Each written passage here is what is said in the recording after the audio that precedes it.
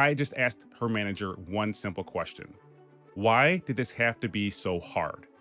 Let's talk about you. I'm sure you're going to have to ask yourself that same question in the very near future. Maybe it's in regards to a client taking forever to pay or being disrespected during a meeting. You're going to want to give up. Don't.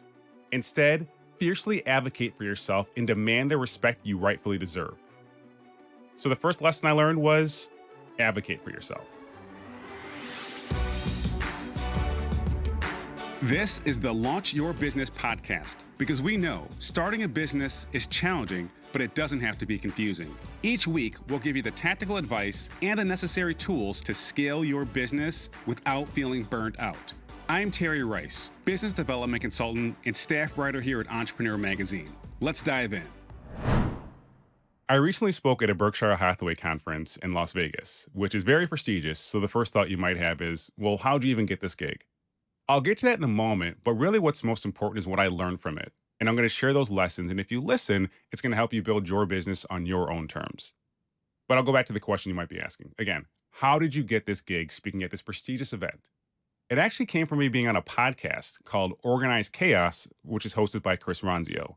And they actually found me because of my LinkedIn content. His producer saw I had good content, brought me on the show. Now, to be honest, I thought I totally bombed on that show. I thought I was messing up, couldn't remember my points. I just thought I was mumbling the whole time. Like, I didn't think it went well at all, to the point where I've actually never listened to that podcast. So if you have listened to it and it went well, please do let me know. But one of the organizers from the Berkshire Hathaway conference heard me, thought I did a great job, and that's how I got on the stage. So as mentioned, this conference took place in Vegas. And honestly, I'm not the biggest fan of Vegas since I'm married, I don't drink, and I don't gamble. So it's not quite the adult playground I'm looking for. However, I had a very pleasant surprise once I got to the airport in Vegas. I ran into a good friend of mine from college, Ann Mager, and I haven't seen her in like 10 years. So we caught up for a few minutes before parting ways, and then I hopped in a Lyft en route to my hotel. Little did I know, I was about to learn my first lesson in Vegas. You need to advocate for yourself. While attempting to check in, I was told my hotel room was no longer available. Why? Well, my hotel room was booked by the event organizer from March 26th to March 29th. I'm giving you the dates because it's relevant here. I arrived on March 27th, so they gave my room away. The front desk agent then told me that the hotel was completely booked, but the Horseshoe Hotel might have rooms available. First of all, I've never heard of the Horseshoe Hotel. I've never stayed there on purpose, and I'm damn sure not going to walk around Las Vegas at midnight trying to score a room there, especially when one was already booked for me. So you know how it goes, right? I asked to speak to her manager about it. She said I couldn't, but she would for me. 2 minutes later, she came back to me with the same response. There are no rooms available, try the Horseshoe. I then told her that still was not acceptable. I'm not the one who booked the room, and I'm not the one who canceled it, so I shouldn't be the one walking around Vegas at midnight trying to find a hotel room. I will share part of the exchange though. I asked the simple question, well, when do you give away rooms? And she said, after midnight, we give away rooms that are unoccupied. And I said, well, it's unoccupied right now, so can I just have a room that someone else didn't show up for? That did not work as well as I thought it would have. And look, I'm going to fast forward a bit. She went back and forth between me and her manager for about 10 minutes, and all of a sudden, her manager found this hotel room that was open for me. Was I annoyed? Yeah, but the situation was resolved and venting wouldn't help much. I mean, the most they would give me is like a free night stay at a hotel I never want to go back to again in the first place, so I just wanted to move on. Instead, I just asked her manager one simple question. Why did this have to be so hard? Let's talk about you. I'm sure you're going to have to ask yourself that same question in the very near future. Maybe it's in regards to a client taking forever to pay or being disrespected during a meeting. You're going to want to give up. Don't. Instead, fiercely advocate for yourself and demand the respect you rightfully deserve. So the first lesson I learned was advocate for yourself. Next lesson, be yourself. And I'll tell you more backstory here.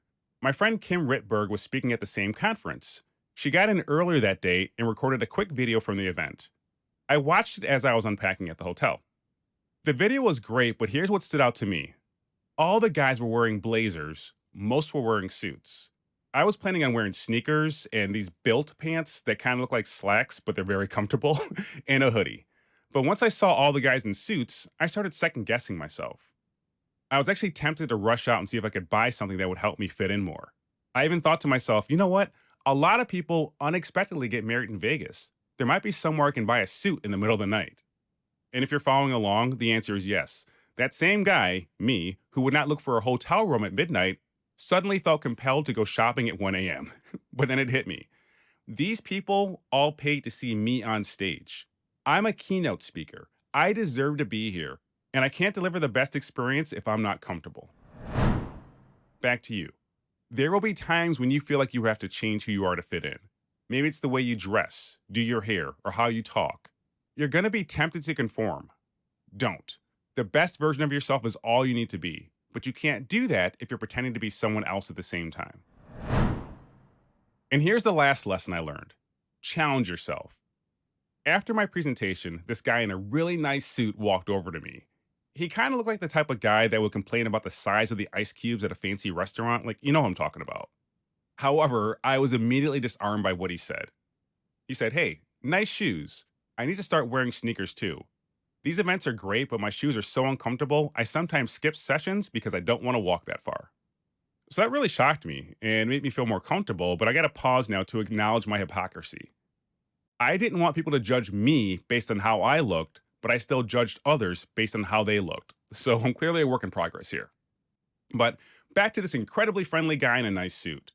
He then told me how much he appreciated the session I led and was looking forward to sharing the key takeaways with his team. Now, normally I would have just said something along the lines of, "Oh, that's so great to hear. I'm glad you found value in my session." But then I thought to myself, now is the perfect opportunity to pitch my LinkedIn training program. Just bring it up and see what happens. I pitched him and he only had one question. Can you lead it remotely? That's it. No questions about costs, references, none of that. I already proved my worth on stage and he was ready for more. Your turn. At times, you'll be afraid to pitch a prospect or a partnership opportunity. Do not let that hold you back. If you ask, the answer will be yes or no. But if you don't ask, the answer will definitely be no. All right, so that's my story from Vegas. Probably not what you're expecting, but again, I am married, I don't drink, and I don't gamble. But to reiterate, super important to do these three things, ABC. Advocate for yourself, be yourself, and challenge yourself. Thanks for listening, and I'll catch up with you next time. Apply what you've learned on today's show. You'll find the show notes and more resources at terryrice.co/podcast. Again, that's terryrice.co/podcast. And the best way to support this podcast is by subscribing, telling a friend, and leaving a review. Also, you can get more tips by following me on Instagram at @itsterryrice or follow me on LinkedIn. This episode was produced by Josh Wilcox of Brooklyn Podcasting Studio and edited by Dan Lardy. Special thanks to my wife, Dominique, for keeping our kids relatively quiet as I recorded. Thanks again for listening. I'll see you next time.